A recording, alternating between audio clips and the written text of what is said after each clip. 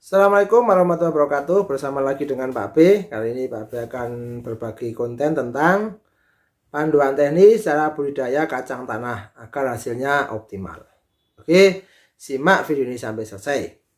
Jangan lupa nanti kalau sudah bermanfaat, klik tombol like, subscribe dan komen, dan lonceng kalau mau mengikuti mengikuti konten-konten Pak B agar tidak ketinggalan seputar dunia pertanian, perkebunan, terus keuangan dan juga investasi. Oke.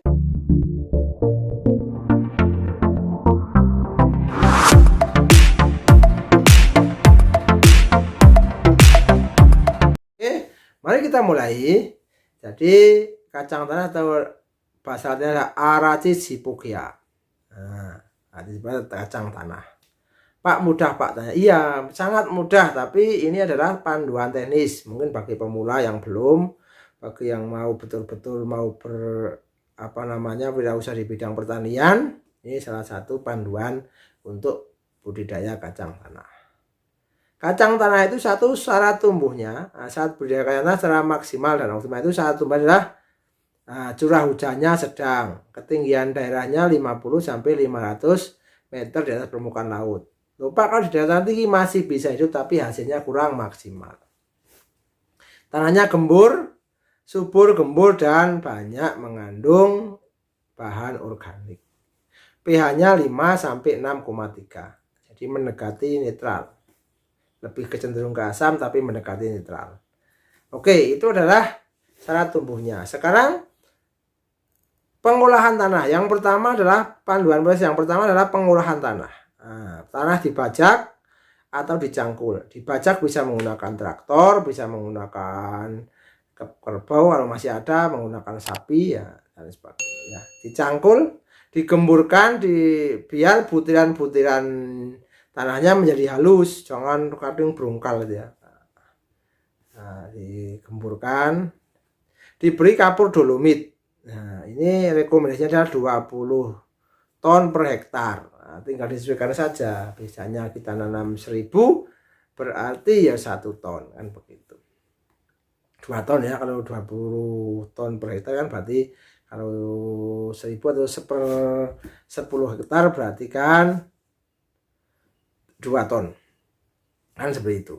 Pupuk kandang yang betul-betul sudah matang itu penting sekali, betul sudah matang, terhindar dari bibit penyakit. Dan kalau perlu ditambah insektisida atau fungisida dicampur ya, agar biar apa? Biar pupuk itu tidak ada jamurnya. Jamur yang menyebabkan penyakit di kemudian hari. Terus setelah tadi dicampur, dikasih pupuk kandang, dikasih pupuk dasar, terus dibuat bedengan. Atau tanpa bedengan juga bisa. Biasanya kan tanpa bedengan karena tidak menggunakan mulsa, biar larian, gundukan-gundukan ke situ atau di bedeng-bedeng. Itu tergantung selera para petani. Dan kedua, pemilihan benih atau bibit. Nah, usahakan kalau mau membenihkan sendiri biasanya umur 100 hari setelah tanam. Ya, terus dijemur 4 sampai 5 hari, terus dikupas kulitnya. Nah, terus dipilih yang benar-benar sempurna. Jangan yang kecil, yang kisut atau yang ada lubangnya dan sebagainya, itu dihilangkan, disortir kan begitu. Itu untuk benar-benar tahu. Kalau misalnya beli ya benar-benar beli adalah bibit untuk kacang. Jangan beli di pasar yang digunakan untuk bahan makanan atau bahan masak, itu jangan ya. Itu tidak direkomendasikan.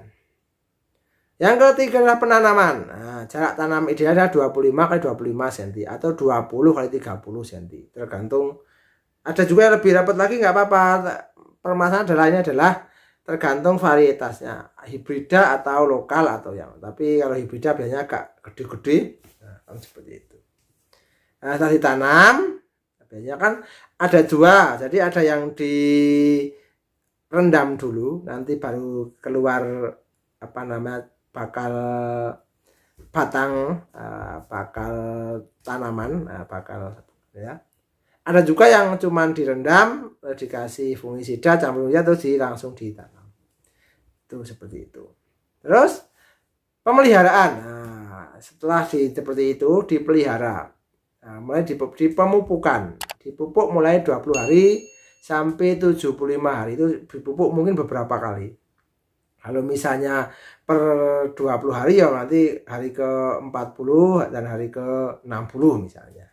Dan hari terakhir sampai 70 hari aja. Terus mulai berbunga dikasih pupuk tambahan. Kalau udah mulai berbunga dikasih pupuk tambahan. Agar apa? Agar bunganya, karena bunganya itu nanti akan menjadi buah. Dan karakteristik kacang tanah itu nanti bunganya setelah berbunga nanti akan turun, nanti akan jadi polong dan akan jadi buah. Nah, saatnya itu adalah selain disiang atau dihilangkan gulmanya dengan cara di manual cabuti, terus dibumbun sampai menutupi akar yang mau jadi kacang. Semakin banyak akarnya, semakin banyak kacangnya. Nah, terus pengendalian gulma atau pengendalian gulma sudah tadi dengan manual dicabuti atau dipakai cangkul yang kecil, jangan sampai merusak akar. Terus pengendalian hama, hama dan penyakit. Hama adalah yang banyak itu uret, terus ulat penggulung daun, terus ulat gerayak dan ulat jengkal. Nah, itu adalah hamanya. Jadi hama adalah itu. Terus kalau penyakit itu layu, terus bercak daun, terus kapong itu nggak ada isinya, terus sklerotium dan juga penyakit karat daun.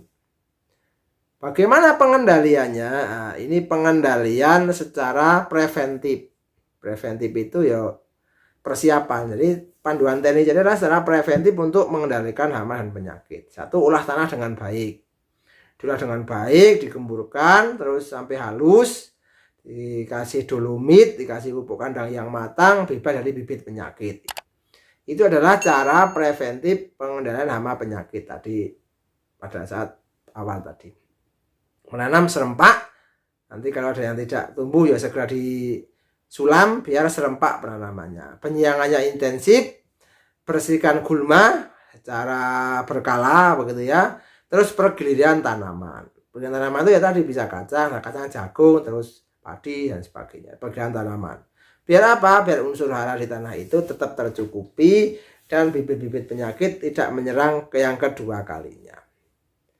Kalau sudah seperti itu masih terkena penyakit, hama dan penyakit, saatnya diberantas menggunakan, ada juga yang menggunakan manual, diambili ya ulat dan sebagainya, diambili, dibunuh dan seperti itu. Kalau penyakit diobati menggunakan pestisida ya, menggunakan kimia baik kontak maupun sistemik, dicampur dengan perekat. Jangan lupa. Perekat itu apalagi musim hujan. Itu kan seperti itu. Jadi ini semoga bermanfaat. Oke, jangan lupa tekan tombol like, subscribe dan komen. Like, subscribe dan komen di bawah. Kalau mau ada pertanyaan silahkan tanya di komentar. Semoga bermanfaat seperti itu. Jadi setelah budidayanya bagus, preventifnya bagus, diharapkan apa? Performa tanaman kacangnya itu bagus, nanti hasilnya melimpah. Itu yang diharapkan. Tapi ketika tetap terjadi penyakit, saatnya untuk diberantas menggunakan pestisida. Kan seperti itu. Ada yang bagus pestisida hayati, tapi tidak ada yang kimia. Itu. Setelah itu semua terjadi, semoga selesai dan yang tadi adalah panen. Nah, ini adalah yang ditunggu-tunggu oleh para budidaya, oleh seorang wirausaha, oleh petani dan sebagainya. Itu adalah panennya itu. Jadi tidak bagus misalnya performanya bagus tapi panennya kurang bagus. Apalagi performanya kurang bagus, panennya jadi tidak bagus kan seperti itu. Panen umur kacang tanah itu 90 hari. Kecuali kalau mau digunakan untuk benih. Tadi 100 hari ya. Karena biar benar-benar matang sempurna. Atau benar-benar tua secara sempurna. Batang mengeras, daun menguning dan mulai berguguran. Nah, ambil sampling biji apakah sudah penuh atau belum. Sampling aja sudah penuh, di sampling berarti saatnya sudah untuk dipanen. Oke, semoga ini bermanfaat. Jangan lupa like, subscribe dan komen. Jadi jangan lupa tekan tombol like, subscribe dan komen. Agar apa? Agar Pak B semangat dalam berbagi konten positif. Dan juga tekan tombol lonceng untuk mengikuti konten-konten Pak B selanjutnya tentang seputar pertanian. Banyak sekali kontennya beberapa, seputar perkebunan dan juga seputar keuangan dan investasi. Semua Pak B nyatakan untuk di-share secara gratis. Oke, dan tekan tombol loncengnya juga gratis. Semoga bermanfaat, semoga menginspirasi. Sampai ketemu lagi. See you next time. Assalamualaikum warahmatullahi wabarakatuh.